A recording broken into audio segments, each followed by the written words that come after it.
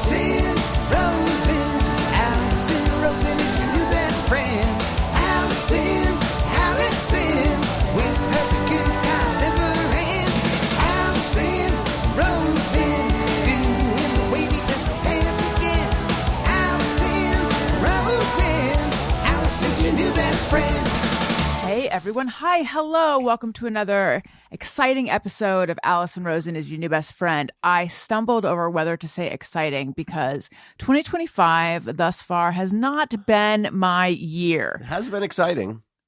A lot of stuff has happened. What, can exciting be not a good thing? Like, can it be? No, it's not like excitable, infamous or notorious, which. No, but it's been like. Excitable. It's been adrenaline stimulating. It's been quite a stimulating year, you guys. So as you probably know, I think everyone knows, it's international. It's galactic news. People on Mars are watching. Insane fire situation in Southern California. Knock on wood, we are safe. We have been safe. We haven't had to evacuate. There was an evacuation alert, which was a false alarm. So that was frightening. I did pack some valuables and put them in the car, but so far we've been good. But it is, everyone's on pins and needles, and then it has affected all the stuff with my mom. If this is the first episode you're tuning in for, and is there anyone tuning? Maybe it's a new year. Someone might be like, this year, my resolution is to listen to Alison Rosen is your new best friend. Mm-hmm. My mom died on December 30th, and then the world caught on fire. So things have been complicated, but I will get into all that. First, I need to say hello, Daniel Quantz. Hello, Alison Rosen. How is it going? Well, it's been a very crazy time. And so it's to say that I'm doing well feels weird. Yeah. But I was a little sick the last few days. I'm feeling better. Good. So I guess I'm doing well, all things considered. You know what I was thinking? So I have my mom's phone right now, and she got a text earlier today from Costco Pharmacy reminding her that it's not too late to get her flu vaccine. And I was thinking, it literally is. Considering the flu is what was. It's literally too late. Can we sue them for that? Get a little money? I mean, they probably had let her know earlier. I don't even know. This is like one of the bazillion what ifs. Is like, would a flu vaccine have helped her? She usually got it. It is recommended for cancer patients. I mean, she should have got it. But I think because she was actively doing chemo at that point. They had said not to. That's what I don't know. I mean, it probably would have been good before she started. Yeah, but she had started in July, so the flu vaccine wasn't ready. But I wonder how much, I know they're always like, did this one get it for this year or not? Like, would it have made a difference? I wonder. But anyway. They should give us a follow-up. Like, well, we missed it. It wasn't the right strain, or, we got it pretty close. Right. I'd like to know. I've always been kind of cavalier about the flu. I don't think I will anymore. You shouldn't. Yeah. That being said, what you always hear is it can be devastating for the elderly and the immunocompromised. So I think that I just never particularly thought of it as so deadly though. Anyway, just like to clarify, I had nothing to do with my mom catching the flu. Not that anyone was wondering, but I just feel the need to make that clear. I hadn't seen her since Thanksgiving. We saw her at Thanksgiving. Yeah. And I made mashed potatoes with flu. Do you think that did it? Is that like umami? There's sweet, sour, salty, bitter, umami, and influenza. Yeah, exactly. It's like that MSG, you just sprinkle it on accent. there. Do you remember the commercial where it was in black and white, and then you sprinkle accent, and then the food turns colored? I don't. Yeah. And then also Laura Jane Silverman, Sarah Silverman's sister. Yeah. I think she just goes by Laura Silverman, but on social media, she's Laura Jane Silverman. You remember we saw her at Wendy Molyneux invited us to a benefit for something at Largo, and Will Forte did the The 12 Days of Christmas. Yeah, was that really so funny good. thing. I wish there was a recording of that. I know. It was such a funny benefit. But anyway, Laura Silverman was like just reading some jokes of hers. And she's like, I opened the window and influenza. Remember that? I always think about She that. was so good on the Sarah Silverman show, which, by the way, was hilarious. That show was so funny. I've only seen a couple episodes of that, but right now we're watching, if you can believe it, I've never seen Arrested Development. I've seen episodes and bits of episodes here and there, but we're watching it. It's so funny. It is funny. Yeah. The Sarah Silverman show was funnier. Really? There was an episode that I think about all the time. Steve Agee and Brian Posehn played a couple. Mm-hmm. And just the idea of those two big men. Right. But they, I forget which one of them was pretending to like Tab. The soda? Yeah. And the other one was like, you're just pretending. And he refused to admit that he didn't. And the escalation of that throughout the episode was fucking hilarious. But he was just pretending. He just didn't want to admit he was wrong. He didn't want to admit that he'd been called out, I think was what it was. Funny. Have you ever had Tab? No. It's so disgusting. Yeah. Because it's sweetened with saccharin. Yeah. It's not good. So anyway, okay. Let's start with the business. Okay. Business. You might notice there's a dearth of ads. That is because I have no ads at present. It's been a long road to still have none. It's lean times here in Podcastville. I am reaching out to you for your direct support to keep this show going. And there's a couple ways you can do that. One is Patreon. Patreon.com/Alison Rosen. There's episodes of The Friend Zone. That is my bonus Patreon podcast. And I did an episode the day after my mom died where I went into all the nitty gritty, and it's very raw and emotional. So if you are wanting that is there, in addition to stuff that's not so sad. And then there's a level where you can text me, I'll text you back. And I do a daily text update that all the people at the confidant level get. And it is quite popular. So come and get it. I'll tell you about popular. Are you going to sing a song? Patreon.com/Alison Rosen. If you do an annual subscription, you get 2 months free. But also there's Substack. AlisonRosen.substack.com. You know, I have not written a Substack since my mom died. I was sitting there in the room, like the last one I did was my dinner with Adam Carolla, because I had written about my dinner with Lynette. And then I'm like, I want to talk about the time that I went to his house and had dinner there and that whole experience. And I had started writing it before the whole hospital situation. But then I sat there in her room with my computer and like uploaded it. So that actually got uploaded during that. And then it's like, how do I encapsulate? I don't even know what to write about since, but actually before we started this episode, I just started writing. So there will be one that goes out kind of about all of this. So, and then also if you're wanting more info about all of this being the loss of my mom, the Thursday show with Renee Colvert, which is the most recent one, I intended to just like touch upon it and then move on, but I'm incapable of that. So I retold the story on that one. It is not it's not the same as the Patreon one though. There were some other details. They complement each other. So, okay, all of that. And then merch and follow me everywhere and blah, blah. Oh my God. And my Amazon store. Amazon.com/shop/Alison Rosen. There's some great stuff in that Amazon store. I have recommendations from over 163 podcast guests. So it's a fun collection of Podcast Pals product picks. But also, you know, you could like make my store your homepage. And then from there, just click on that. And then you just in the search bar, type whatever you need and shop. And that is a way to support the show that doesn't cost you anything extra. Okie dokie. All right. So when we last recorded, the fires had not happened yet.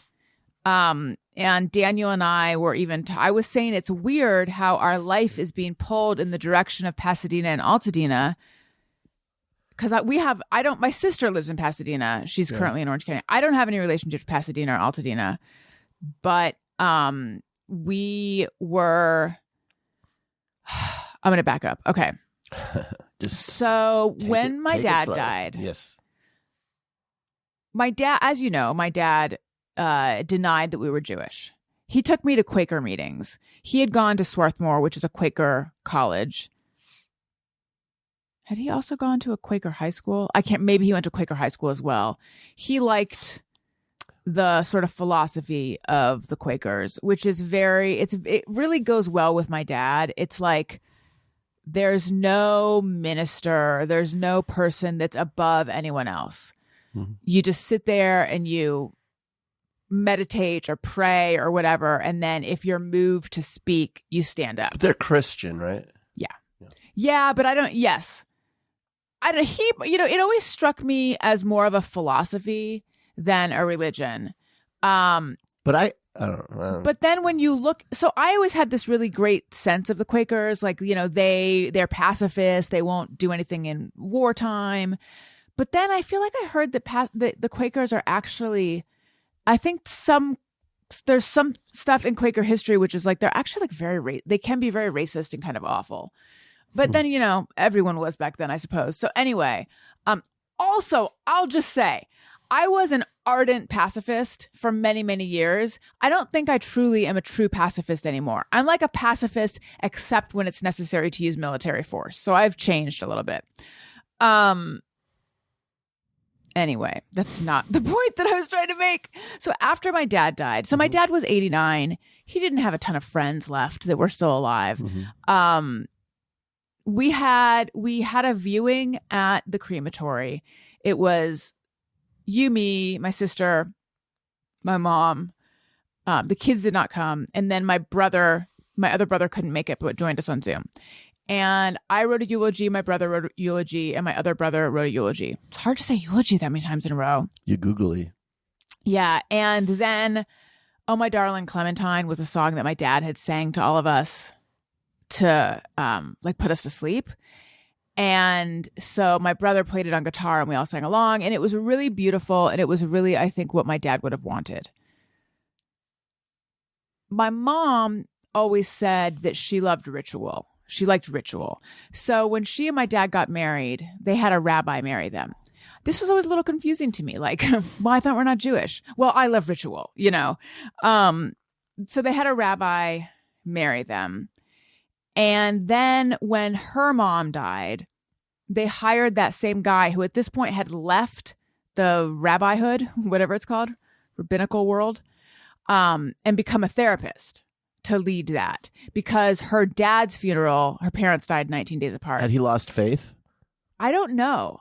I looked him up. I don't know if he's still alive even. It'd be interesting to know. Unfortunately, the people who would know the answer to that are dead. So, freshly dead. So her parents died 19 days apart. Her dad's funeral was like very devoid of emotion and anything meaningful from my understanding. So they wanted something more meaningful for her mom's funeral. And my memory of it was that we all sat it was a lot of people. We sat in the living room, her parents' living room, and shared a lot of memories. I don't remember much else other than that. I don't know if he made a speech or something. So anyway, my sister suggested she wanted something more than what we did at the crematory. So she suggested that we reach out to a rabbi. Mm-hmm. I've never talked to a rabbi in my entire life. Not that everyone has, but probably a lot of Jews have. Mm-hmm. And so she, we both reached out to people we know who might know rabbis. She talked to a friend. So her friend recommended her rabbi. Mm-hmm. So this is one of like 3 rabbis we're going to talk to. So she talked to this rabbi. She liked this rabbi. This rabbi recommended a Shiva service, which is held in a home and everyone just kind of shares memories. Now that to me sounded less like what I thought my sister wanted. I thought she wanted something a little more like formal, like an actual service. Right, this right. is just a sitting around. What's it called where you sit around and talk? A hangout. To hang out. A rap session? This is more of a rap battle. And I feel like there's a word, a powwow. I think we don't say that anymore. Those all work. So, side note. Did I ever tell you the story where I was Christmas shopping with my friend Brad, and he's like, all right, do you want to go home or you want to come back to my house and we can rap? And I thought he meant hang out and talk, but he meant literally wrap presents, which I should have realized is what he meant. That could have 3 meanings. Like rap, like spit rhyme, rap, just talk, and then rap presents. Yeah. I didn't think he meant spit rhyme. Do I seem cool when I say spit rhyme? Does anyone say that? Is that a thing? I don't know. I feel like we should ask Jesse Thorne. Yeah. Okay, anyway. I don't think they say spit rhyme. They spit something. Rhyme. Is it? I think so. It's not my forte, the rap and the hip hop. I feel like spit. I mean, I don't know if anyone says it anymore, but I feel like I wish Tony were here. Tony, does anyone say spit rhyme? Use a drop to let us know. Okay, so anyway, we talked to this rabbi. She seems fine. She seems good. And I talked to her. Anyway, I forget how it happens, but now we're talking about doing an actual Jewish funeral service and a Shiva service.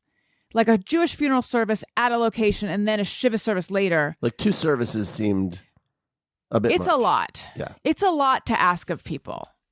I was not on board for the dual services because I feel like who's going to go to 2 services unless they're right after each other and then it's a pub crawl. And if it was like the first one was this super Jewy, like, temple with the, the Kaddish and all that. Which is what it was going to be. And then the second one was more personal and like just family. And that would, okay, you're doing one of each. But this was like, both of them were super, like, we're going to be led by a rabbi. Right. And it just seemed like, why are you doubling up when this is a family? This is my perspective. When this is a family that had no religion and celebrated like, Christmas. Didn't even do the I've never sort been of to a stuff Seder. that non-religious Jews do. Right. Like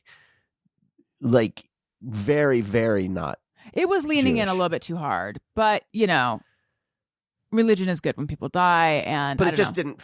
It just felt like inappropriate, given that this didn't feel like your family. It would be like if.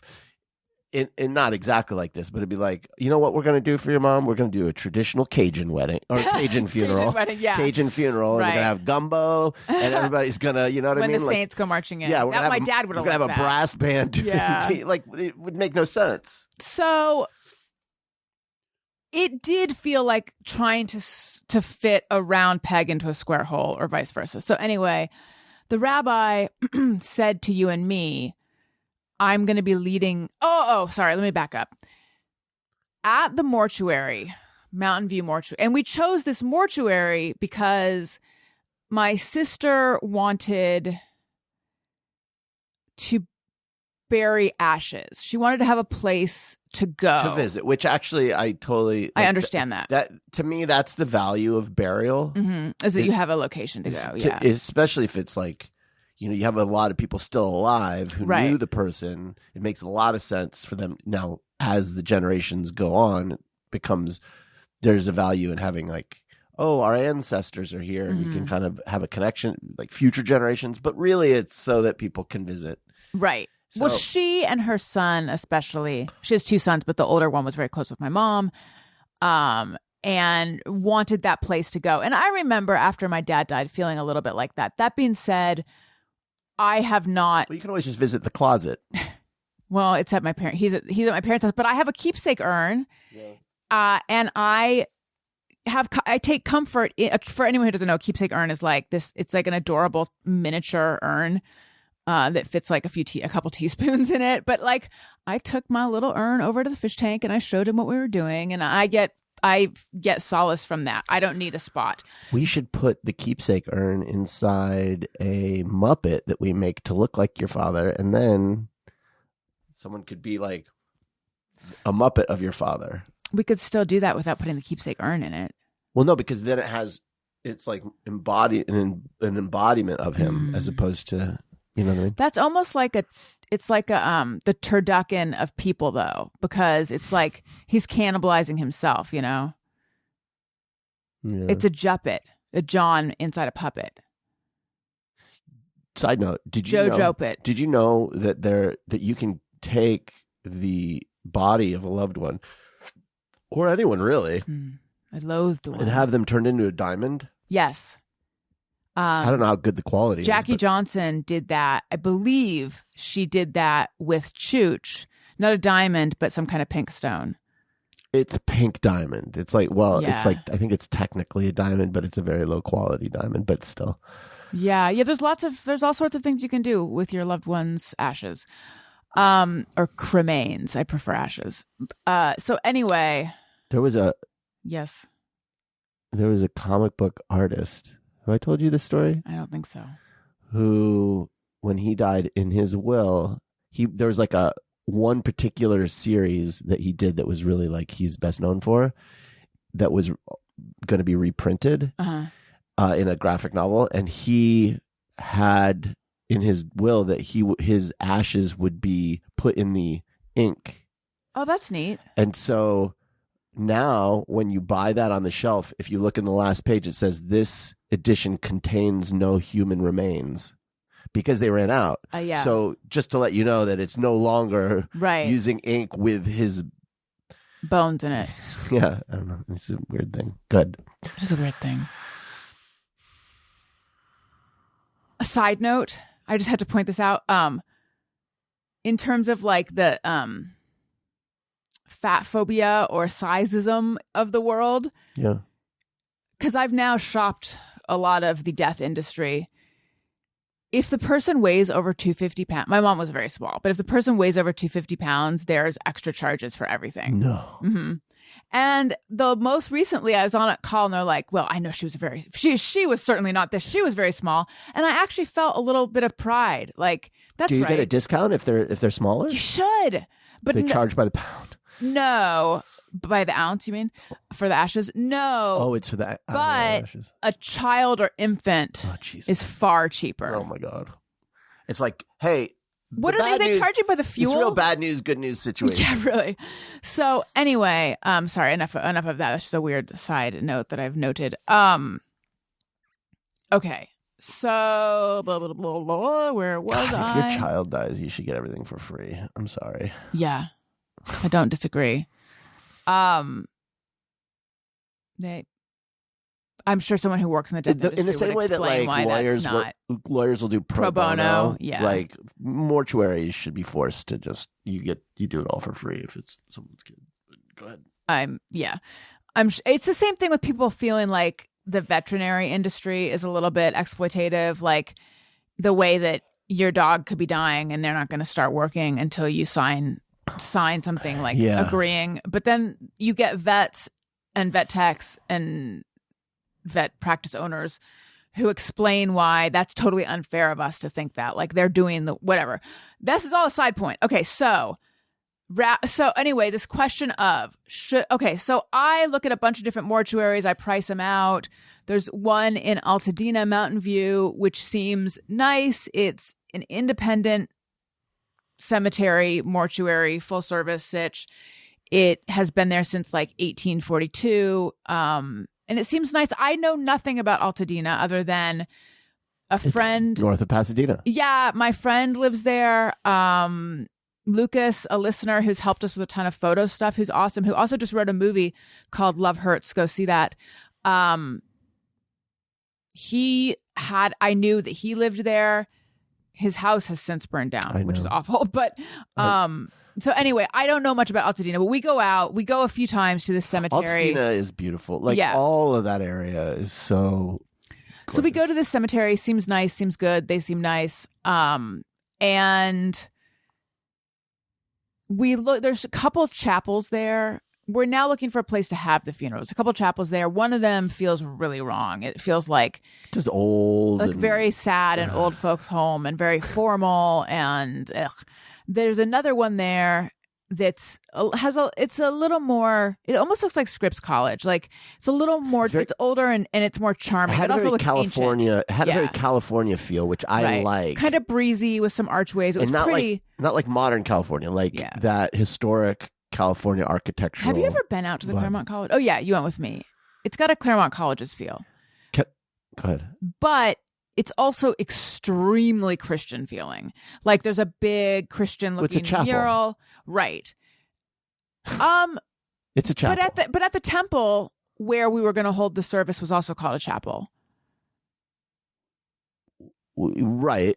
So I don't know that chapel necessarily means Christian. Anyway, but it connotes Christianity. But it just felt a little bit like, okay, so we're basically doing this like in a church. That feels weird. And I didn't know how many people were coming, and you couldn't do an informal family-ish thing in there. It was like pews. Ultimately, a lot of people were going to come and fly. Not a lot, but more than we thought. We're going to come and fly in and stuff. But you want to say something? When we were there, we're looking at it. It's in the mausoleum.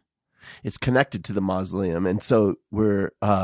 They were also using there were a bunch of people outside. They were using it as a security sort of base station for the Rose Bowl parade. Yeah. Because the Rose Bowl was happening at the same time we were there. And a ton of stuff, don't say which show, I don't know why, but a ton of stuff gets filmed. Yeah, I feel like half of the business of this mortuary is as locations. The mortician, the gal, was she technically a mortician? She's a funeral counselor. Yeah, she was. She sort of alluded to the fact that a lot of business is done. But even on Instagram, if you look, it's like, I forget. It's like Mountain View exteriors or locations or something. Because I feel like this whole place screams capital D death. So if you want to film something that looks like a cemetery, go there. If you want to film, but they also you can film in their crematory. You can film in their prep room. They had all the very different. Dexter.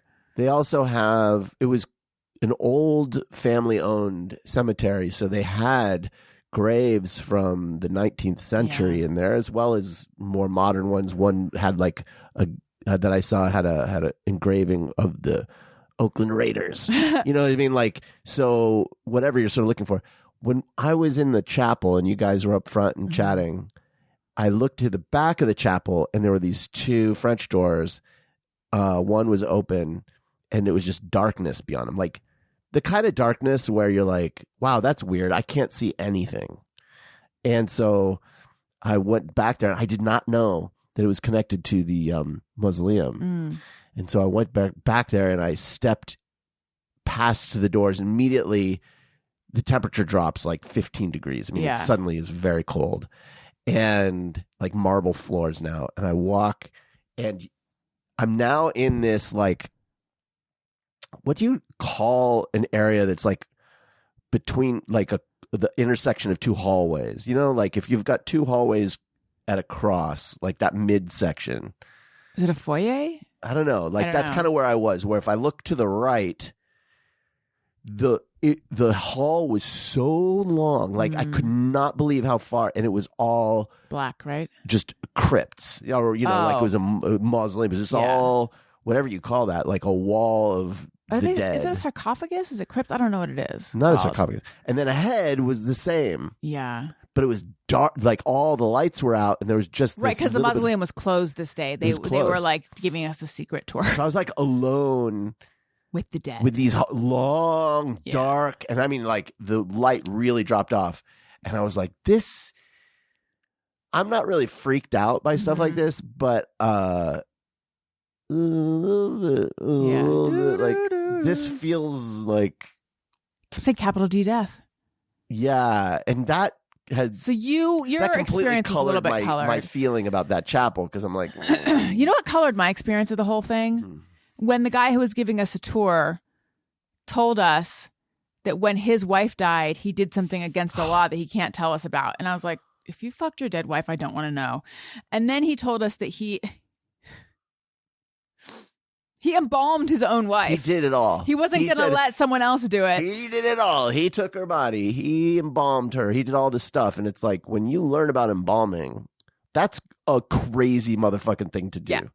To a loved one. Like, are you But I also understand, like, it's invasive enough that I kind of understand being like, I want to be the one to do this. If your wishes were that you wanted me to embalm you, I promise you I wouldn't do it. I don't want to be embalmed.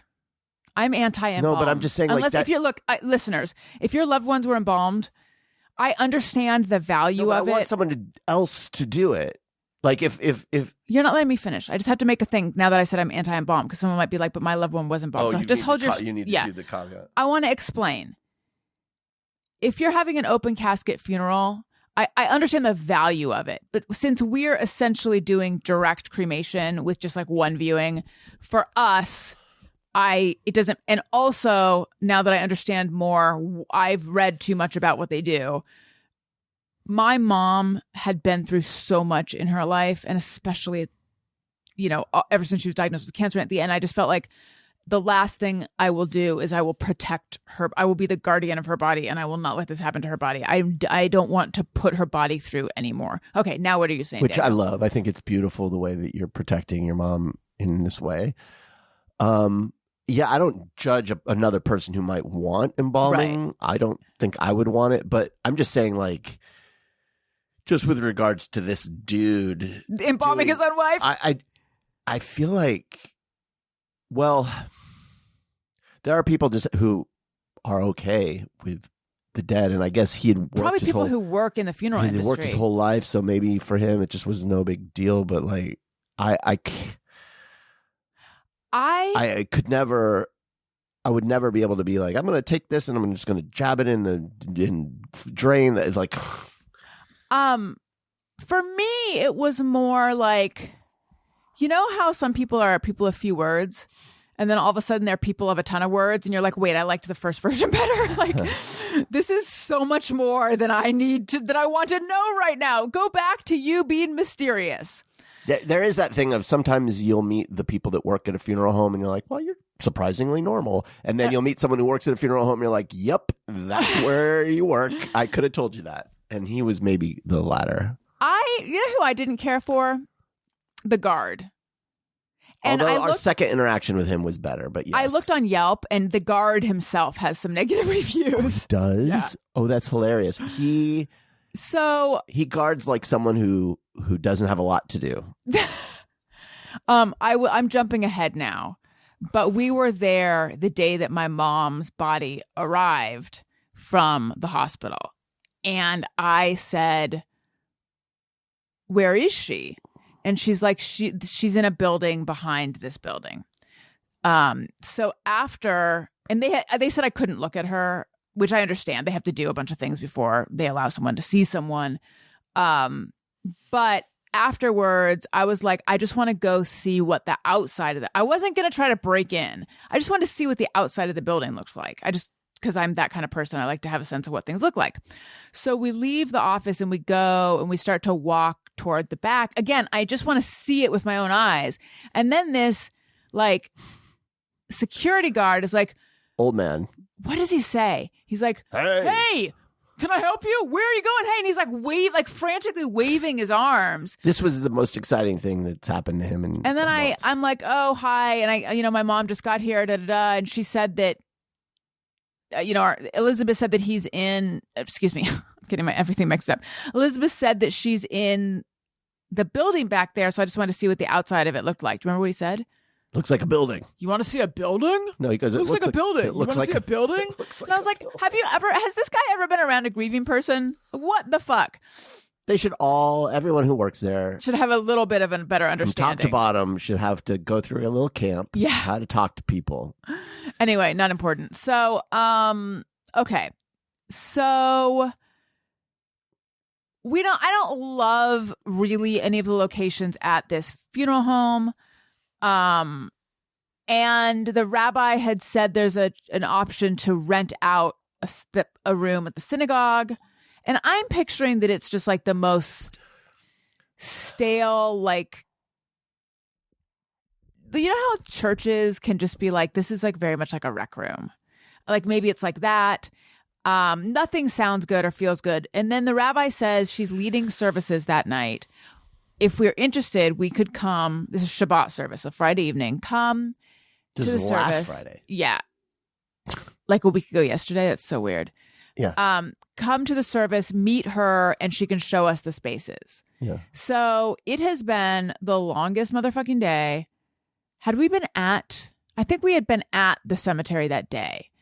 Or we had been somewhere. And I'm like so fried, but I'm like, we should do this because it'll make it easier to figure out what to do. So we go over there. I'd never been to a Jewish service. No, I've been to 2 bat mitzvahs. Yeah, I've been to a bar mitzvah. That's what I mean. I've been to a bar mitzvah and a bat mitzvah. Yeah. No, 2 bat mitzvahs and 1 bar mitzvah. We went to Larry Miller's son's bar mitzvah. Yeah. So that's all I've been to. And like we come in and there's a basket of yarmulkes. It seems that everyone's wearing them. We don't put them on though. I felt so conspicuous. Not having one? Yeah, I just felt really conspicuous because like, this is I'm clearly an interloper, Yeah. But everyone was very kind and no one said anything. Right. I didn't put one on. All right, first of all, having just gone through lice, I'm not putting on a rando hat. Excuse me, I did not have lice, but the kids did. Right. Lice is tearing through. It's almost like the fires tearing through Burbank. That actually wasn't my thought, though. My thought was, in the same way that I don't take sacrament, I haven't taken sacrament when I went to, churches that aren't mine. Like, I don't know what the respectful thing to do is here, even though I don't know. We just didn't. So we sat in some seats. I didn't have a chance to tell you. I looked across and I saw this seat reserved for someone in a wheelchair and their helper. And then I realized, oh, fuck, I'm in that seat on this side. So we didn't put the hats on, and then we sat in a seat that we weren't supposed to sit in, but that was fine. There's a lot of singing. Beautiful singing. The singing and the music was really, and the guitar player I thought was really good, and it was all beautiful. The songs were catchy, and they were all. I mean, it's funny because I was like, oh, these songs are not bad. Like, they're good songs. The cantor was amazing. She had an incredible voice. And I would look over and there was like this old Jewish guy and he was just like bopping along to the tunes, and they're all from the Torah. They're all like. What they're singing is. They're singing, it's all in Hebrew and it's like. But they're just kind of good too. And I was wondering, like, are these? I don't know, and I have no context for any of this. Like, did these people know how these songs go? What I wonder. Clearly they did. Yeah. Like, this is this one. Yeah. But I was wondering, like, are these old tunes, or do they just take and kind of have more modern sounding music to go with old, like, basically poems? Right. Prayers. Essentially a poem that you're just putting in music. Right. Because if it's an old song, I just wonder how much like the phrasing and music of modern pop music, it was similar to a modern pop song in some ways. Mm-hmm. And I'm like, which direction is this flowing? Right. Is this anyway. I hear what you're saying. So, okay. I start bawling my eyes out during the songs. Yeah, because music just is like releases something inside you. So that happened. She talks a little bit about the Joseph and the Judah narrative, which I didn't really know. Here's what I'll say, and this is what I was thinking about the whole time I was there. I was looking around a lot and trying to think, like, imagine if we knew all these people, if this was something we were connected to, if it would feel different.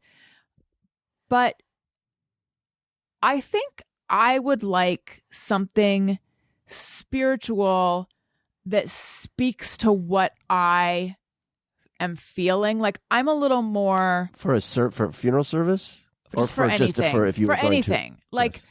I'm a little like, what really speaks to me? 12-step meetings, which I haven't been to in a long time. Yeah. But those are like, I'm home. There's a fellowship, there's a community, there's people being really raw and really real, and there's a spiritual element. Now they do use the word God, but I don't think you don't have to believe in God like at all, and they're very clear about that. That is sort of, there's something spiritual about that. This, I did not feel that there was much spiritual about what was being talked about that night. It was religious, but not spiritual. Like, I guess what I'm more like modern woo-woo psychological TikTok spirituality. If that makes more of an eclectic sort of spirituality that speaks to, I don't know what. This is like very much struck me as everything is about exalting God, trusting that God will take care of you and also will smite your enemies. Lots of that. Part of me, like, I really like the message of Jesus of turn the other cheek, forgive your enemies. But there's also something to be said for like acknowledging pettiness and acknowledging anger. And, you know, people who walk around like, I have no anger inside me, I think they're just not in touch with it. And that whole idea of the Jungian shadow and stuff. So maybe there's also something to be said for a religion that bakes into it like our natural anger and kind of tribalism. And also I was thinking, like, how much is this a message to people who are being persecuted and who are being fucked over? Similar to the Christian idea of it's easier for a camel to pass through the eye of a needle than a rich man to get into heaven. How much is it that too? It's like, this is a balm for the downtrodden. But all of that, it's so ancient. You're and it's all over the place. I'm having a hard time tracking. You're having a hard time tracking me. That's Yes. fine. The people who need to track will. How much, like, it just struck me that I myself have progressed beyond the need for the kind of reassurance that these prayers and poems or songs are providing. We all have. These are from a very ancient goat herder village world. This is not whatever. That was my reaction to it. I did not feel like, yes, this shit speaks to me, which was interesting because I think I wanted to. I wanted to be like, yes, because I am Jewish. Mm-hmm. And I have felt more connected to being Jewish since October 7th. Everyone who listens knows that. Mm-hmm. But then, like, going into a Shabbat service, like, it didn't speak to me. That being said, then afterwards, I'm checking in with you, Daniel. It's so hard to track what you're talking about. I don't know if it's me. I think it's you. But it's like, just go ahead. Listeners, did you guys follow that? I think it's you.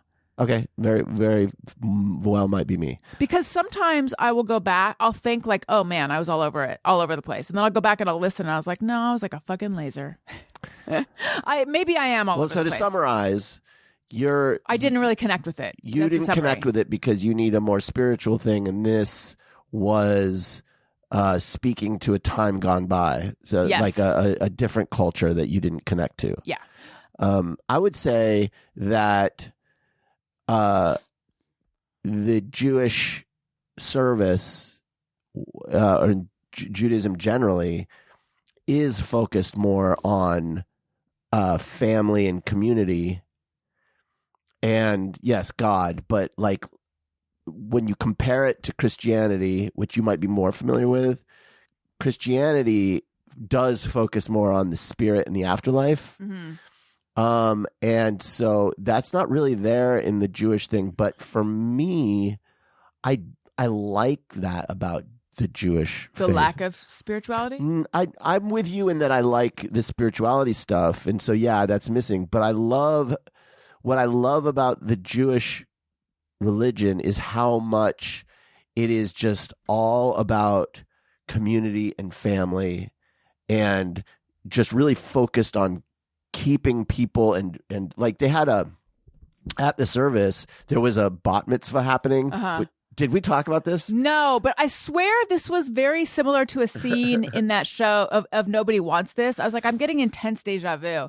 But the older sister came up and talked, and she's like, I'm Lila, so-and-so's older sister, but I'm sure you already know that. It was so funny to the teenagers, even when they were speaking in Hebrew, it was so teenagery. And of course, every single kid who goes up to do a bat mitzvah and does the singing of the Torah, they all sound the same. They're all like just half-assing. You can barely see.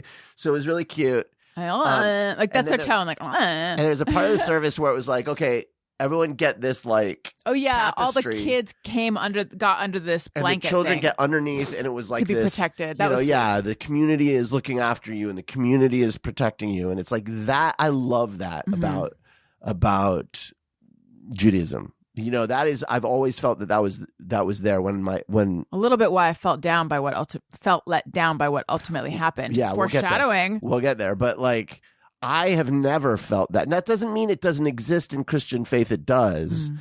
But it's just not as much the focus. Of course, there's community in Christian faith and in Christian communities, of course. But like, it isn't as much what it's about as it is protecting the kids. It's just, look, my family, my family's Catholic. You're baptized, right? Yeah, my family's Catholic, and let me tell you, there isn't a focus on the family in my Catholic experience.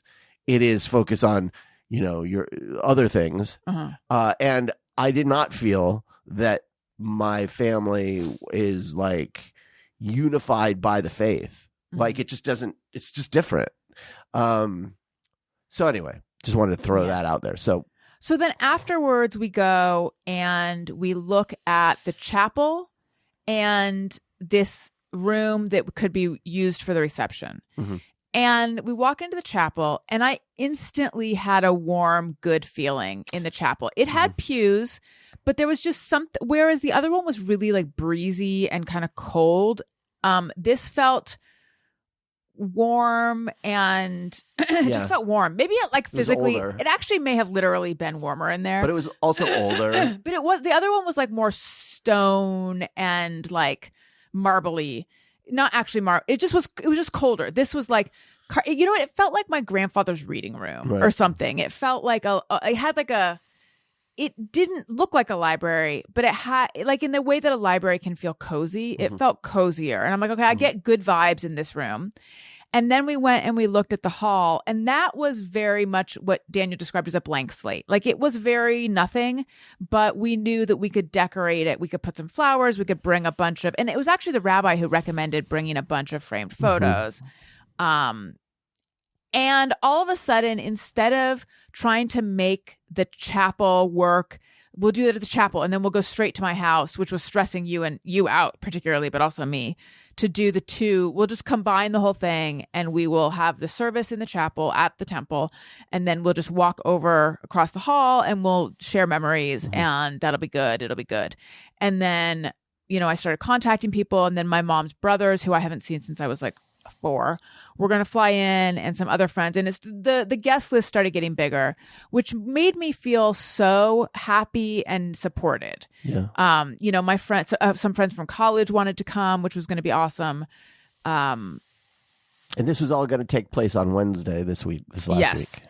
So on Monday, my sister and I were going to sit down with the rabbi and tell her about our mom so that she could write the eulogy. The you googly. Yes. And I wanted to know, here's what I'm thinking. And she had recommended Trader Joe's for the snacks, which have to be kosher or vegetarian, for the snacks and the flowers and things. Because there's a Trader Joe's not too far from there. So I was like, can we drop them and the pictures off on Monday when we're there, and can you hold them for us until Wednesday? Because it just seemed one less thing to worry about than to like arrive for the funeral and be trying to set stuff up. Right. And they said yes. So, and then we were down at my mom's house on Saturday, and my sister and I grabbed like But all through the house, grabbed every frame picture you could find. Yeah, growing up, there were a ton of frame photos on the walls, and then they painted at one point and never put them back up. They just put up art. So we found them in boxes and stuff, but it was really like, oh, wow, look at that photo. Oh, wow, look at that photo somewhere in engraved frames. It was nice we knew we had too many photos. It was like ridiculous, but and then my sister and I went in a different room and we took out the photos and she's like, these are kind of redundant. What do you think? Yeah. And like, yeah, let's leave them. What the hell? So we put the photos back in grocery bags and then we leave them in the rabbi's office and we go to Trader Joe's to get the snacks. While we're there, the director of the synagogue reaches out to my sister and says, like, insane Santa Ana winds are predicted for the next couple of days. Do you have a contingency plan or a backup plan for if it's not safe for people to be on the roads and that it's not safe for the staff to get here? For the service. Yeah. Like a backup service. I don't have any backup plan. Literally, the funeral is the backup plan. Mm-hmm. And I'm like, please, I've lived in California forever. Like, these things usually amount to nothing. We decide to get the stuff anyway. And she was trying to intercept us before we bought the food. Like, before we spent a bunch of money on food. Have you thought about this? We decided to just go ahead and just see what happens. So we come back, put the food in there.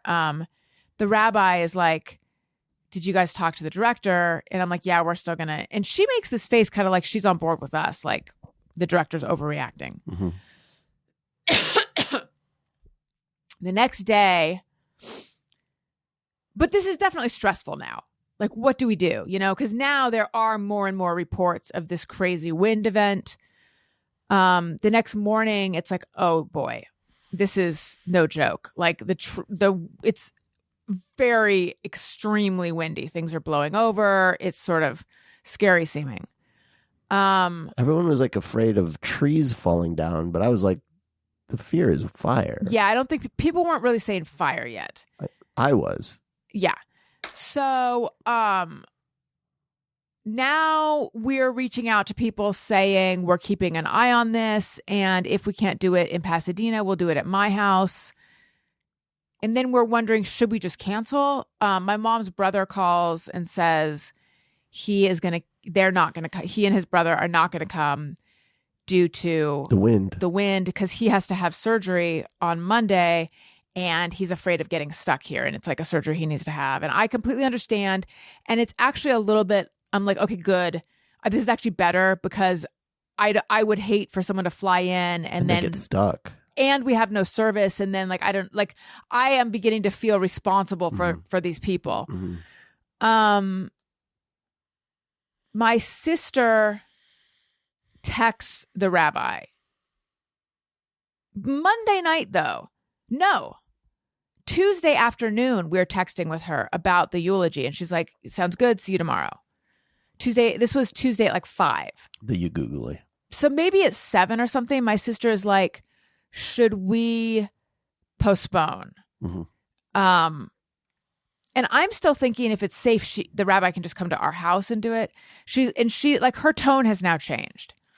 You should definitely postpone. What night is this? Tuesday night. The night before the service.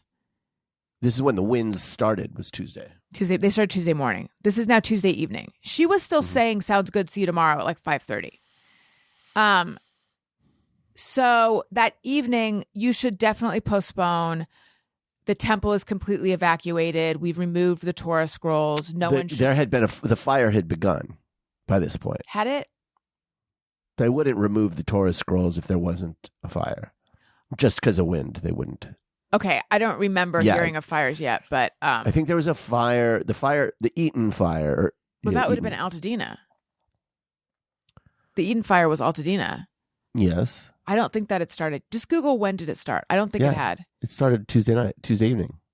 Well, I think this was before the fires. But they weren't evacuating people just because of the wind.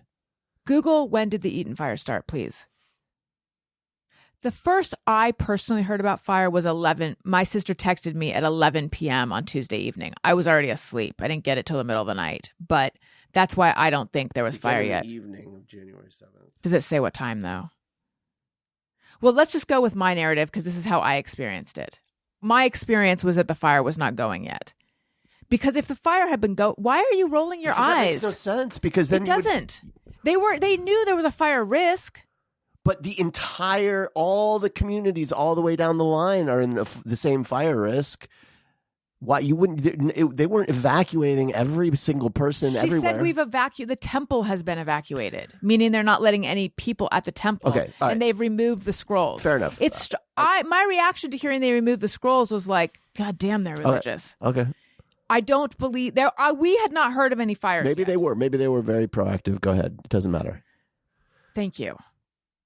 I don't believe there was news of fire yet. So they weren't. What you're saying is they weren't evacuating the whole community. No, they just decided to evacuate the temple. Yes, gotcha. I thought you were saying they had evacuated. She said the temple has been evacuated.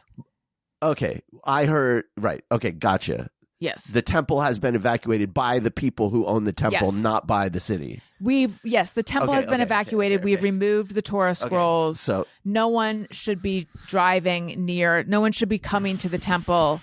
No, like the road conditions are not safe. Okay, fair. And I wrote, all of our family photos are there. Sad face.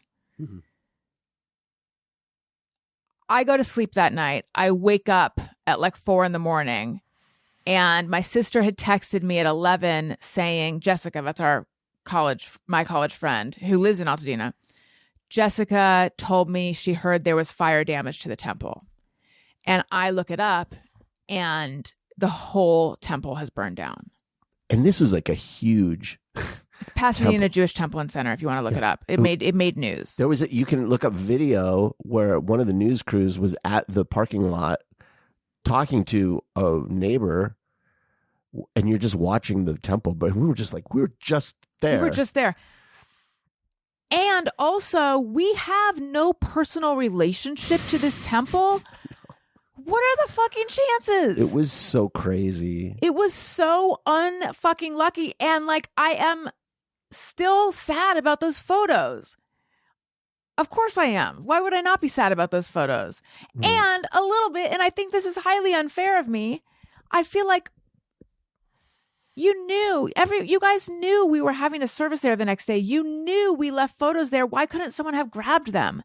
But I'll tell you why. Or at least say to you, do you want to come get them? I'll tell you why. I don't think, despite what I just said a minute ago, this is what I ultimately arrived at. I don't think they really thought the temple was going to burn down. I think they were being proactive and they thought there was going to be like a bunch of wind damage and trees and things knocking over. I don't think they were evacuating because of fire, because of the fear of fire. I actually have no idea. But I also feel, part of me goes, no one would think of your photos in the midst of this calamity, get some perspective. And the other part of me says, we were literally just there and texting about our mom who had died. They knew we were going to do a funeral there. Everyone knew we were going to do a funeral there. They knew our photos were there. I wish that had been top of mind. I also understand, or not even top of mind, just in the mind. I also understand why it wasn't. And then I go, well, maybe if this was our temple and we were beloved members of this temple, and the loss of my mom was a loss to the community, it would have been a little different. We were like a scab on the body of this temple, using it for our service. We were going to pay, but they actually, and to their credit, even though who cares about money at a time like this, they wouldn't, when I said, should I pay you now? They wouldn't take my money. She's like, I would hate for you to pay and not be able to even use the space. So let's wait. I'm like, that's fine with me. I just want to say though, that the rabbi was absolutely lovely. So like she was kind and she was good. I have, I think it might be misdirected.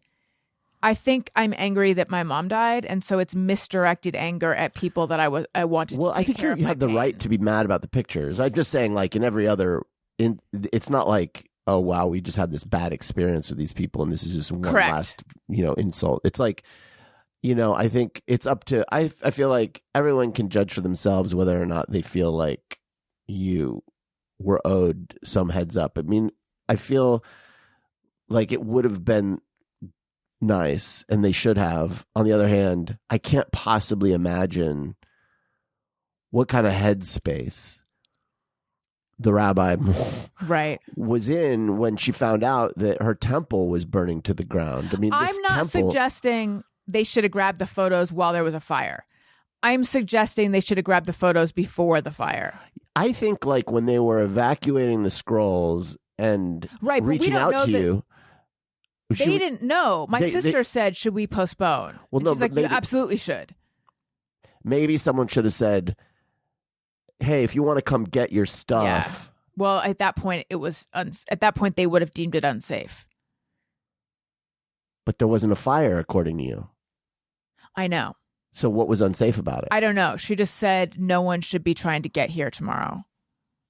If there's no fire, it's not unsafe.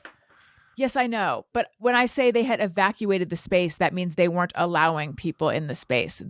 Let me find the text, since you're being kind of a weenie about it. I'm just trying to, like, if it was possible to get them, then they should have given you the option of getting them. I think this is what I think. I think it was possible to get them, but they had made the decision that no people are allowed here. Okay.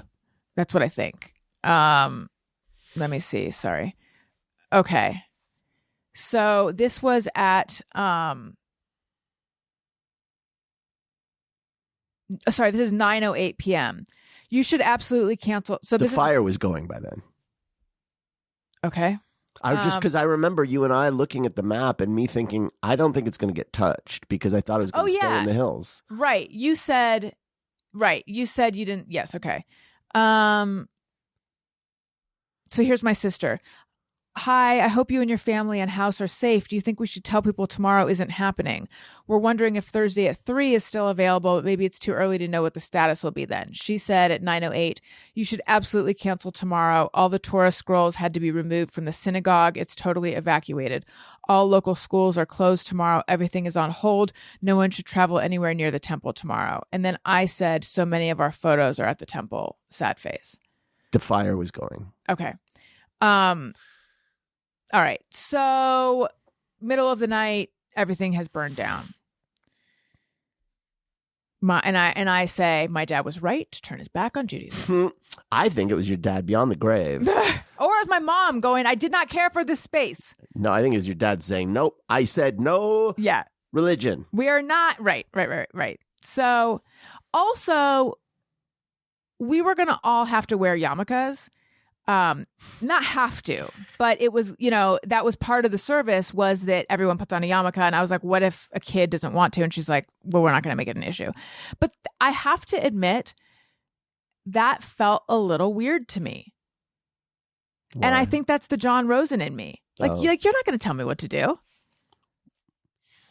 Well, this is the problem with Religion. deciding to do a religious I know. All of service. this. I mean, like, this of is- course all they're of going to this is ask you to do that. It'd be In like, hindsight, yes. In hindsight, all of this is me saying this was a bit of an ill fit anyway. that's kind of what I was saying. It's like, you're having a Cajun wedding. Right. Like, what are you doing? I think what my sister wanted, even though she was 2 or 3 at the time, so she is not aware that she wanted this, but a rabbi who had become a therapist. Yeah. That's what she wanted. She wanted someone who knows the sitch, but can speak to more psychological, I think. Anyway, who knows? Well, I feel like she wanted some of the Jewish Kaddish and stuff spoken. Like, I think your sister does want some of that. She wanted a traditional funeral, and Christian doesn't feel right, so Right. Jewish. Right. Correct. That's what happened. So, okay. So then the next day, I am asking I want to point out, by the way, at this point, the next day, Altadena is burning. Yes. Like the whole city. Yeah. It's like now it's very scary and sad. The cemetery where your mother is being housed is that's what we did danger. Tuesday morning. That's what we did Tuesday morning. We went and had a viewing. You had a viewing on Tuesday Thank God. Right. I didn't want to do it that day. I wanted to either have the viewing before we met with the rabbi on Monday or before the service on Wednesday, so it would be bookended with something healing. You had that moment, but my sister wanted this fucking multiple day shivaree. That's a word that I made Tony look up recently, and this is not the right use of it, but I'm going to use it anyway.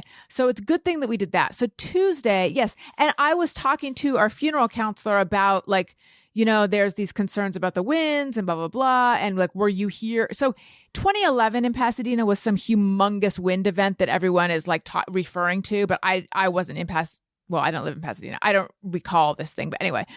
Okay, so we have the viewing on Tuesday. That was,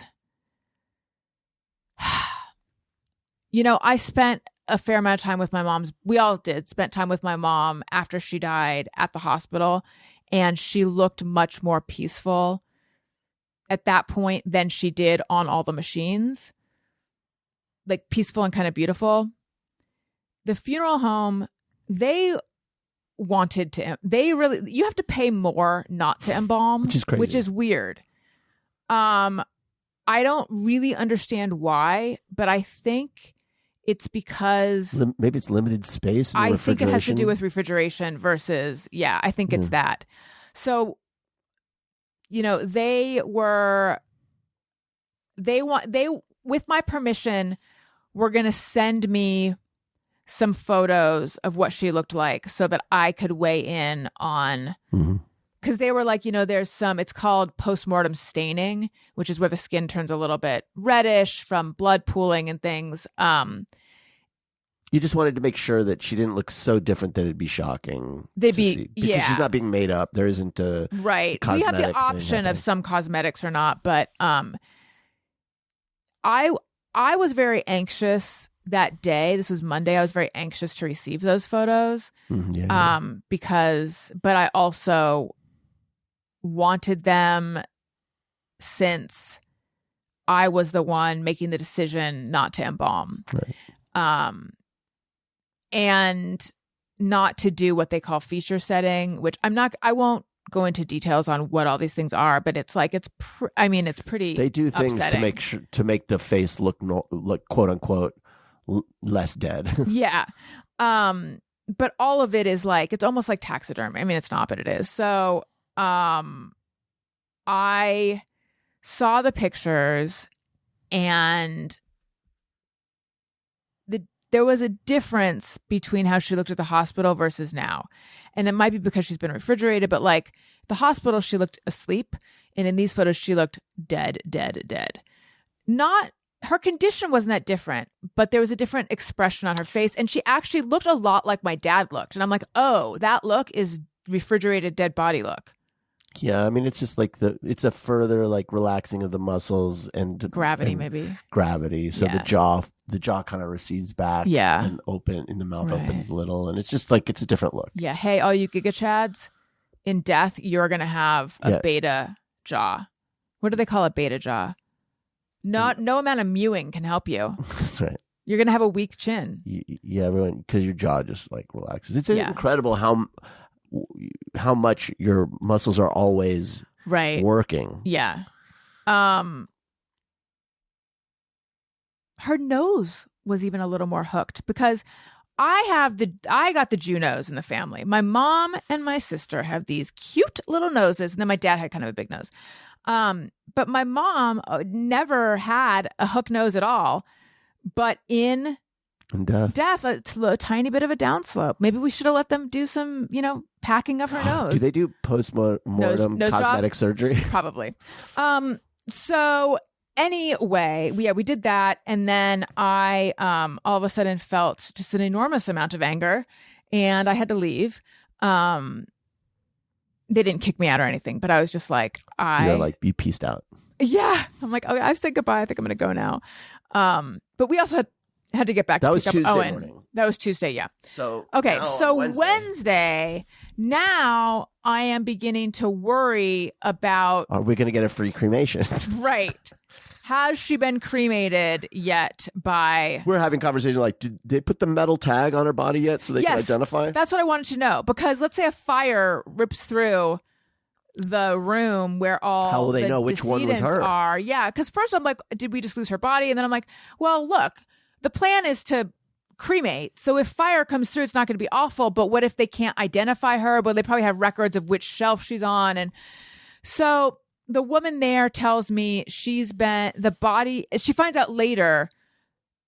She's like, she doesn't have that much information. But later she tells me the bodies have been evacuated to this other crematory. I'm like, okay, well, that's good. By the way, can I just tell you first? Yeah. Just realized, like the refrigeration area, it's probably like a metal thing with drawers, right? Like when you see, like I imagined it to be almost like the dairy section at Costco. I've been imagining, I've just been imagining that. I've been like imagining a very cold room that you walk into, like a morgue. At a McDonald's, you have the you walk in fridge. Right. That's what I imagine it is. You think that it's. But I'm realizing, no, don't they keep them in like drawers? It's shelves. It's shelves. Okay. Anyway. I think it might. It might be a very cold room with. Who knows? So anyway, what was I saying? Oh yeah, they've moved her to a different place, and now everything is on hold. Funeral wise, like that's the least of our worries. Everything's on hold. Are we going to have to evacuate? We know people who have lost their homes. We know, it's just apocalyptic conditions here. And then the woman tells me, the funeral home woman tells me that there's limited space at this crematory, and the power to the refrigeration unit at the original Altadena mortuary is off. So they are asking family members to verbally consent to embalming. Like emergency embalming everybody. And I say, can she be cremated elsewhere? I don't want to embalm. And she's like, I understand. Let me see. And then I say, if I need to get on the phone with other crematories, I will do whatever it takes so that she isn't embalmed. Like we'll pay to transport her south to the place your father was. Yeah, I liked them a lot. So that's where that is. And then I don't hear anything. Oh, no. Sorry. She said to me, we've had multiple conversations about this and I understand where you're coming from. Blah, blah, blah. Then the next day I say, is there a situation where she would be embalmed against my wishes? Because I'm thinking like emergency situation. And she says, I don't see that happening. So, and then I don't hear anything for a while. And I'm like, that's cool. It's covered, whatever. But this feeling creeping in of like, should I just let this roll? Should I just trust that everything's being okay? Or should I get everything's being okay? That's not even English. Should I just trust that everything's going to happen as it's supposed to happen and that they've got it handled? Or should I get in there and like take the reins of this? But also it's her body and she's dead. So what's the rush? But also I'm really like toggling back and forth between, because I do think there's an argument to be made. People are losing this is life-threatening conditions. So maybe dead bodies aren't the priority, but also it's my mom. And I thought like maybe there's like some sort of, these are the rules of what happens under these circumstances. Like if there's some sort of emergency, then it's okay to embalm. Yeah. I was worried about that. And I just hadn't heard anything. So then I'm like texting the woman, our funeral counselor, and she is frustratingly not responsive and doesn't have answers. I understand she herself had to evacuate, But now she's working remotely and she doesn't really have many answers. And again, it's this thing of like, do I just trust that it'll all work out, or do I take control here? And she sends me, a screen grab of the phone number. This is where she is. And I start thinking, why don't I just have them? Can I have them take care? Can I have them do this? Yeah. They're a crematory.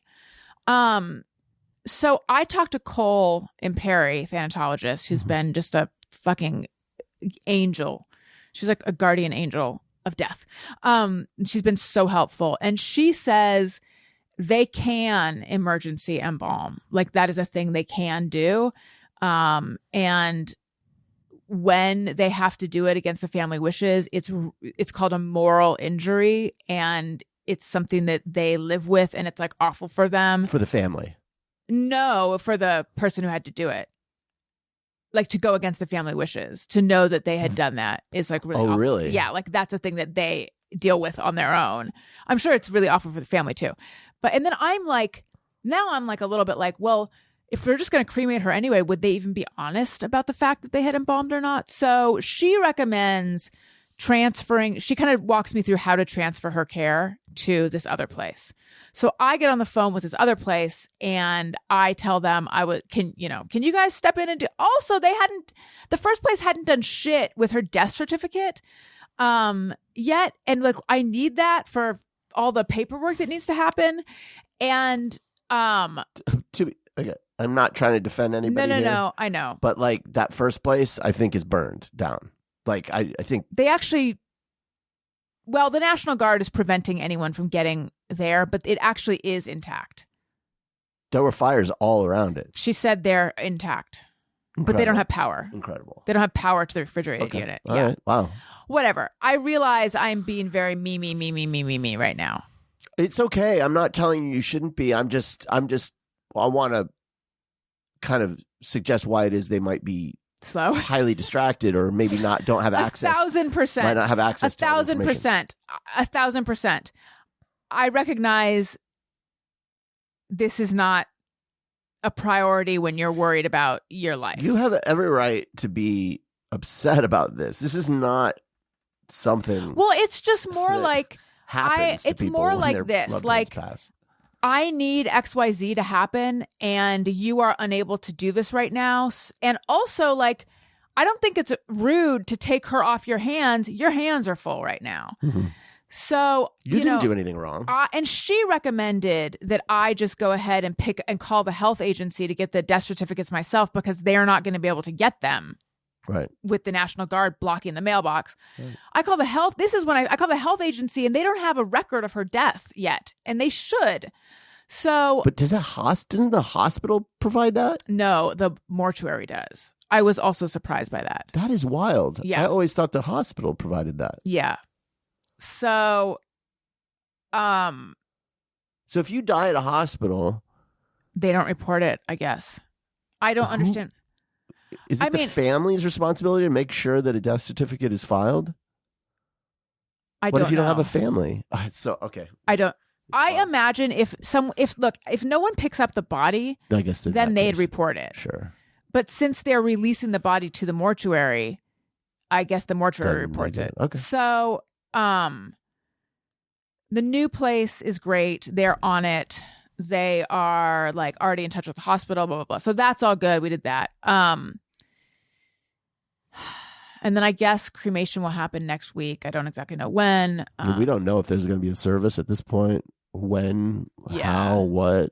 I'm not eager to plan another one. It feels like you went through all the effort of planning a service, and now you have to start from scratch and do it again. I'm not eager to plan another one. And like, my sister sent me a different rabbi today. Maybe we should reach out to him. And I'm like, I'm also not eager to do what we were going to do before. I have a bad taste in my mouth and a bad feeling in my mouth. You just hate Jews right now. I just feel like that didn't feel necessarily right from the beginning. So I don't know that I don't even know. Honestly, what I would like to do is, we were thinking of having a celebration of life for her down the road at her friend.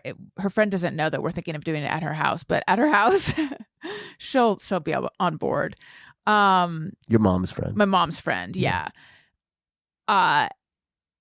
They went to high school together. They have a bunch of friends up in They were in Northern California. It makes sense to do it there. Yeah, and then everyone who couldn't get here then could do it then, could come to that, and maybe like a thing just for family.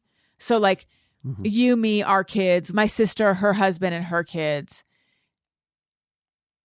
Just something so that we feel like we have a little closure. Yeah. Now, my sister might push for not doing it that way, and that's fine. I will hear her out, but like everything is paralyzed here right now.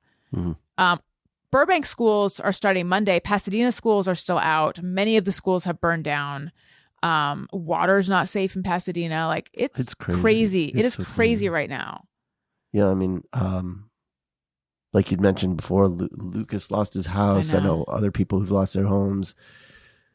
I mean, I think that and also, sorry, I'm cutting you off, but even for people who didn't lose their homes, not the same, but being on such high alert for so many days, there's a trauma scary. That everybody's dealing with. Just like, are we supposed to get ready to leave? Where do we go? Jumping every time your phone has an alert on it. Alerts. Just seeing the fires crawling over the hills. Here in Burbank, we're very lucky. But, you can see if you look southwest, you can see that Palisades fire coming over the hills, and it's like the flames of hell, Are we still safe? Yeah. I ask Daniel this every few minutes. Yeah, we're so safe, honey. Just, I don't know how to reassure you more than just to tell you that we're fine. That is how you reassure me. Yeah, we're fine. I'll let you know when we need to worry. You know what has been, I'm so appreciative of Wendy and Peter right now, and you and the kids and your mother. But this morning I was Wendy and Peter are our dogs. Yeah. Yes. And our fish as well. I will get into that. But I don't think I've really been feeling much emotion. Well, I have been, but I've been in this sort of survival mode. And my grieving is getting interrupted by cosmos being so angry. In the first week after your mom died, you were in just like plan the funeral mode. Like there was just every day, the whole days you'd be on the phone all day long. And then it's like, oh, well, that's not going to happen because everything burned to the ground. Along with the photos. Now it's just like this complete confusion about that. And it's only now that you're in this kind of like state where you can start to grieve. It started yesterday. I sat down at my computer to sort of catch up on stuff, and I just felt like sometimes I have this realization about the word depression, like a depression. Like it feels like something is pressing down on me. I felt like a weight was pressing down on my whole body, and like, oh my God, I can't push through this. But then when I had to jump into action to transfer her care to that other crematory, and like I was like, I'm back. Yeah. So I realized that I am it's sort of helping me to do all this busy work and to take charge. But anyway, so I started feeling it yesterday. Before I was like numb, busy, numb, busy. 4 a.m. Oh my God, my mom is gone. I witnessed all that happened in the hospital. I feel horror. That was the pattern. And that has given way to sadness and grief. I know it's grief, but it's almost like a grief that it's like you choke on it. Like it feels physical. I can feel it in my throat and I can feel it behind my eyes. I'm always surprised by how physical sadness is. Yeah. Like real sadness. I'm always like, wow, it's like you're sick. You feel it in your body, feels that sadness in weird places. Can I tell you a funny story? I have a friend whose dad died, and he just couldn't get over how physical it was. Like he was telling me all his symptoms, and then it turned out he had COVID. Right. Oh, yeah. Oh, you're just sick. And also that. Right. Yeah, but just and then also I was thinking about when a second parent dies, it's more than just mourning the loss of that individual parent. It is, well, it's the fact that you don't have parents anymore. Obviously, that's like a symbolic thing. But it's also now one of my last ties to my dad is gone. No. If I have questions about him, I can't ask her. So it really is closing the chapter on that chapter of my life, on having parents. And that is fucking weird. That chapter of your life being your whole life. Yeah, my whole life. I can't even put it into words. It just feels like sadness. So today I woke up and I was up for like an hour and a half, just sitting there on the couch thinking like, oh, I just feel like a weight, like this weight is on me of sadness. And I was like, I feel like I want to go back to sleep. Or I wasn't saying I was going to. I was like, I feel like God, my body just wants to go back to sleep. And you and your mom are like, you should. So I got back in bed and I slept for like 3 hours and it felt so good. Yeah. So I think I'm in the really sleepy part of this. I also think being in this ready to evacuate pose is exhausting. So it might just be a letdown from that too. Come down. But anyway, this morning I was in bed and I had Wendy up on my head and Petey was on my stomach. And I was just like, I am so comforted by these dogs. I fucking love them so much. I'm so glad we have them. And then in addition to Burp and Fart, our catfishes, we got a few more fish. We have 2 glow fish, a yellow one and a red one. The red one, I did not name anyone. The red one is named Cake and the yellow one is named Lollipop. And then we have a honey gourami, which is my favorite, and he's named she is named Refrigerator. And then we have a ghost catfish, which is the weirdest fish. It's like a fish that looks like a skeleton, a ghost or a skeleton catfish. You can see its tiny little skeleton. It has no scales. It's like transparent. And it's just hanging out like camouflaged by where the filter's on the outside of the tank, but it's like this dark spot in the tank. I'm not sure I don't know if it's happy or not, but at night it seems to swim around. And these glowfish, it might be there because it's darker. I think it is. I think it's camouflaging itself. Mm-hmm. We need to get more plants and hiding. I ordered another like cave kind of thing for the tank. We need to get more stuff so that they have safer places. These glowfish are supposed to be peaceful, but this yellow one is a prick. Have you noticed? He's a bully. He chases them. He's territorial. So the red one will sort of try to come near, and then he just like darts at it and pushes it out of the way. Mm-hmm. They all seem to be, I don't know, some of this might be beginning tank stuff, but these fish had been returned to the fish store, and I forgot to ask why. Fighting. Probably. They were fighting too much. Maybe. I should have asked why. Yeah. Why? Because maybe it was we may end up returning the yellow one if we need to. Owen would not be happy though, so we probably won't. And that's what's been going on with us. I hope everybody is safe out there, and I don't know how. I keep thinking about like what happens when first of all, I can't believe the fire's still going. Like it still blows my mind. Every morning I wake up and it's like it's still fucking like raging out of control. Like they just, evacuated Brentwood. Encino's been evacuated. Who knows? But I think Bel Air now they might be evacuating. At some point, the fire is going to be put out. And God willing.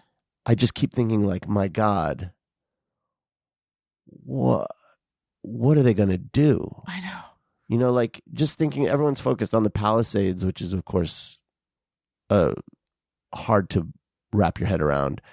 It being gone. Yeah. But like, so is Altadena. Mm-hmm. Altadena's gone. Like a And whole yeah, people fucking have city. made this point. I think there are ghouls in other parts of the country who are like, who cares? They're all rich. Altadena working class families. It's like where I was reading something about this was where you could come to have your LA dream because it was an affordable place to live. There's like multiple generations families that are there. I couldn't care less what if someone's like being an asshole, but like who cares? Like so many people don't understand the geography of Los Angeles, or they have like if you think of LA and you think, oh, it's just a bunch of rich celebrities. How many fucking rich celebrities do you think there are? Just total. Like if you were to add them all up, like LA is one of the most populous cities in North America. Are there that many celebrities? Right? It's mostly a working class city, just like every fucking city. So whatever. But no, just thinking about like there's a whole city and it's gone. All the infrastructure gone. You know, like how do you even begin rebuilding that? I know. Well, like how is it rebuilt? What is the new form that it takes? Like it's just all of that needs to be figured out. Like just the scale of it is so crazy. And then it's still going on. It's still going on. I know. It's still going on. I know. And like the entertainment industry was already crushed a couple times by strikes and all this. Like, how does this affect that? It's again not top of mind, but I think the entertainment industry is fine. Actually, I don't think it's really like certain like producers and actors lost their homes and stuff, or even whoever. But like, you know, it's not like the studios have burned. Right. I think, you know, no, it's just like, I don't know. And then you see all these people who are like trying to make it political, and that annoys the fuck out of me too. You know, these MAGA types who are saying like, oh, it's just because of Democratic governors. and you're like, just that, you know, it is. Climate change has a large hand in it though. Yeah. We had, I don't know, 18 months of unusually high rain, which caused a rapid growth in areas, you know, like, right. So if you look at the Palisades, it's like an amphitheater. It's a community that's like in a sort of bowl against these hills that drains into the ocean. Behind it is I don't know if it's a national forest. Insert a quick poll? Huh. Yes. Do you guys say amphitheater like Pacific, or amphitheater like Philip? Because Daniel says the latter and I say the former. We've done this before. I know, but it's amphitheater. No.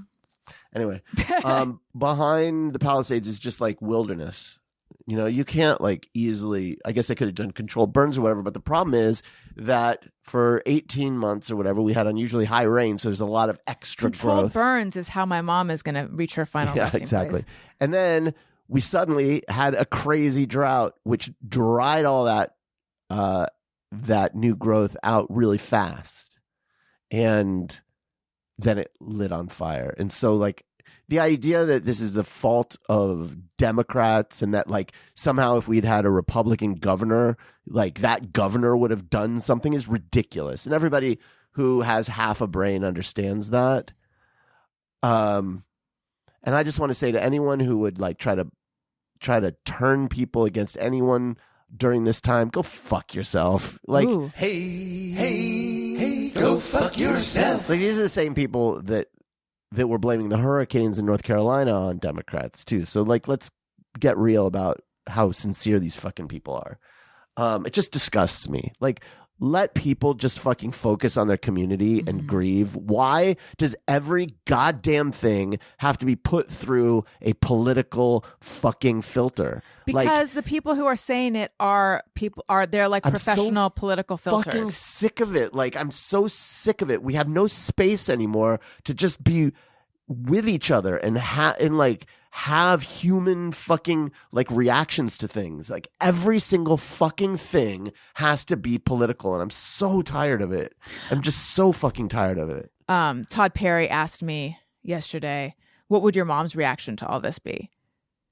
Yours? Yeah. And I said she would say, why can't anything ever go right? I know. I pointed this out. I'm like, So my mom, we had a joke.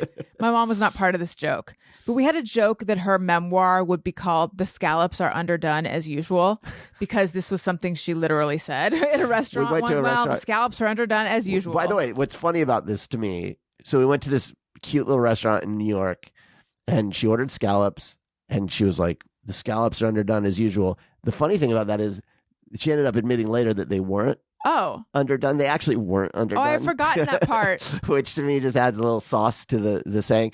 But yeah, it was always just that pessimistic. Things aren't good. Of course, someone's going to let you down. Of course, things aren't going to go the way you want. And I was thinking, nice of so-and-so to call me back. And I was thinking after these fires and everything went down, I'm like, maybe the fact that from the jump, every single thing in her situation actually has gone wrong. Like she did. Yes. The dialysis didn't. Well, first of all, she got sick. Yeah. The dialysis didn't work. This didn't work. And nothing, like she was dead. She was sick, fine on Friday, sick on Saturday, dead on Monday. That's very rapid. Right. Like my instinct is always to be like, look at the bright don't side. be so pessimistic. Yeah. Look on the bright side. Da da da. But it's like, maybe it's the case. Her scallops, her life that scallops there are just are some underdone. folks who were born under a particular star. You know what I mean? Like, and it's just, yeah, that pessimism wasn't a pose. It was a well-earned pessimism over a lifetime of being disappointed. And there are people out there who have the opposite. I know people who I look at their lives, I go, man, they are just, everything goes their way. Yeah. Like, and maybe that's just the case. Like maybe it's karma or, some sort of sense of whatever. And dharma, I don't know. What's dharma? Karma or dharma? I don't know what dharma is though. Let's just call it dharma then. No one knows what it is. But you know what I'm saying? Like, well, yeah, like on the one hand, she was extremely lucky to have ovarian cancer for 14 years. That you don't have. Everyone hopes to get ovarian cancer, and she had it for 14 years. Right? No, but I mean, usually it goes much faster. So she was really lucky. On the other hand, some people don't have it at all. Meaning, her whole life became about her health. And some people, everyone always, something gets everyone, obviously. But she had a rough go of it. She was really lucky in that she didn't die and that they were always able to treat it.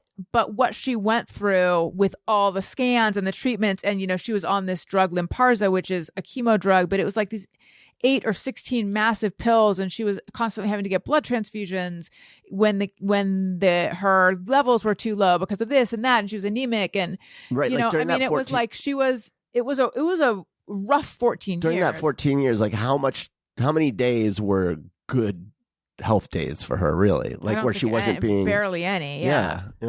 And yet, and I don't mean to be like what a hero or anything, but she really didn't. Well, she did, and she didn't let it. She still went to Costco, and she still did all her stuff. She did talk a lot about her health, but probably anyone would. Yeah, I mean, she did. There's, a lot to talk about. Yeah. I'm not going to begrudge somebody for talking about their health if they're going through crazy shit. Right. But I feel like one of the reasons it was surprising to us when that she died, even though, objectively one could go, what again? She had ovarian cancer for 14 years and then she'd just gone through this and this and you're surprised. It's just because she seemed to just be herself. And in good there health. Wasn't it didn't feel like she was declining. Right. And she wasn't. She was weakened from the chemo, but she wasn't declining at all. Right. Like she was still there. I know what declining looks like. It looks like how my dad was the last 11 months. Right. There just wasn't a feeling like, oh, we better like make good with mom now, or whatever. There's this like, better spend extra time with her and, get those stories out of her and make sure that, no, it wasn't like that at all. So because it wasn't that. It wasn't that. Right. She was fine. She would have been fine. This whole thing didn't have to happen. This whole thing was largely preventable. That's what's frustrating about it. It was extremely bad luck or I don't know what it was, but had she not gotten the flu, she would still be here. Yeah, it's just, man, it's sad. It's really sad. It's sad. But I also sort of feel like, well, how much free will does anyone really have anyway? Sometimes I feel that. Like, it's easy to go, if XYZ hadn't happened, then this wouldn't have happened. But I don't know that always that's really true, if that makes sense. Yeah, well, I mean, we don't actually have free will, right? I don't know. No, we don't. What does that mean? Even though I'm the one who said it, what did I mean? Well, the way that we make decisions, the way our brain functions, it's the part of the brain that you think of as being the decision maker, the intellectual part of your brain, follows the decision. They've measured it. This is not. Right. This isn't woo woo. This is actual science. The decision is made deep in the emotional part of the brain.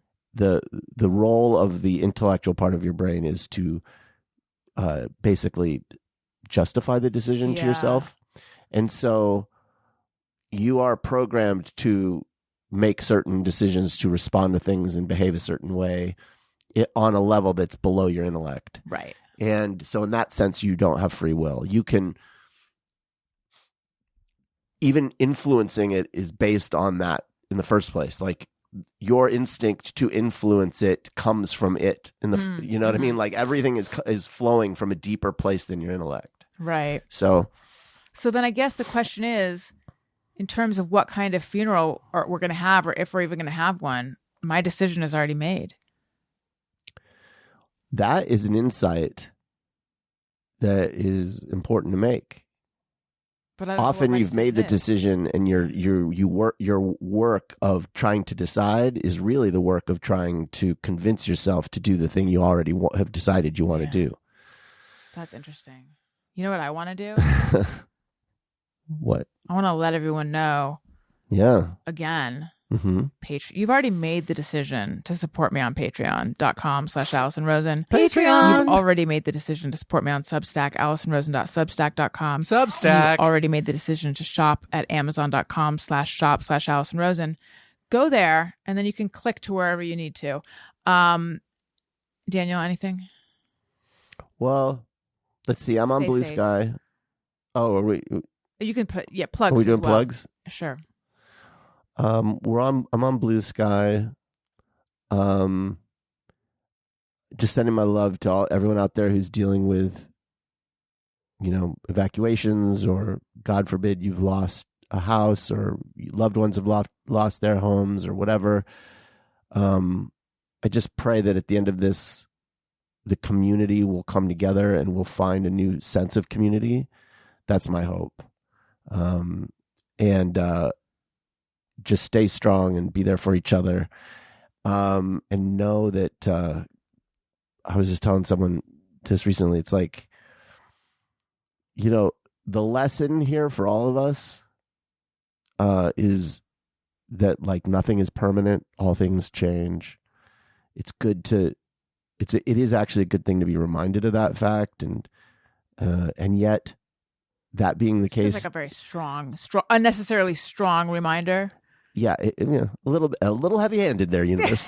Like, we get it. No, it's good to be reminded of that. All things do change. You don't get to take anything with you. We need to embrace that. On the other hand, I miss my stuff. I miss your mom. I miss the photos. I miss, people who've lost their homes. Like, you lost that cool fucking leather jacket that you got at that fucking thrift store, at that place, and that memory. And it's like, that sucks. And it's okay to mourn that. It's okay to know that all things change and accept that truth and be very Zen and Buddhist about it. But it's also at the same time okay to fucking cry and mourn the loss. This is a huge trauma. And I'm not talking about loss of my mom. I'm talking about the devastation of the fires. This is huge. I'm sure everyone knows We're all that, though. going It's through it. huge Even shit. if it's like, hey, you know what? We're lucky, right? We are. Right. We live in yeah. Burbank. But you know what? I can't go to Inn of the Seventh Ray again. I can't go to grab coffee in the Palisades again. I Was can't that a thing you did? No, but I get your I have point. done it in the past. And if Brentwood burns, that's where I used to live. Yeah. And memory, like, I can't. Like, there was a bunny museum, like a crazy Yeah. bunny museum in Altadena. Can't go to that. Like, if it was a part of your life, that's a loss too. I don't know. It's just, we're in the middle of it right now, but fucking hell, man. I know. And God damn it, this is climate change. Sorry, now I'm just. I hate people who have to see everything through a political filter. That's not political. I know, it's science. It's not political. It's Fucking science. hell. Yeah. Like, let's do something about it.